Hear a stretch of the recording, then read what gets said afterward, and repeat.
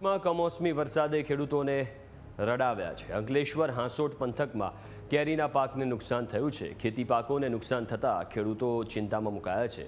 કેરી આંબા પરથી ખરી પડી છે। ડાંગરના પાકને પણ નુકસાન થયું છે। એટલે જે મુખ્ય પાકો છે દક્ષિણ ગુજરાતના, જેમાં ડાંગર પણ છે અને કેટલાક વિસ્તારોમાં કેરી પણ, એમાં નુકસાન થયું છે, જે તસવીરોમાં તમે જોઈ શકો છો।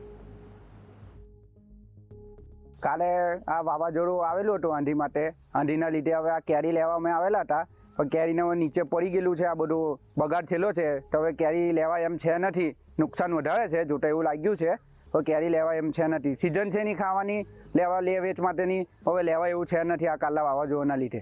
હા, કાલે આ આંધી આવ્યું તો કેરી અમારી નુકસાન વધારે થયું ને ઝુરાઈ જાય વધારે હશે ને ખેડૂત અમને નુકસાન વધારે લાગે છે કેરીનું।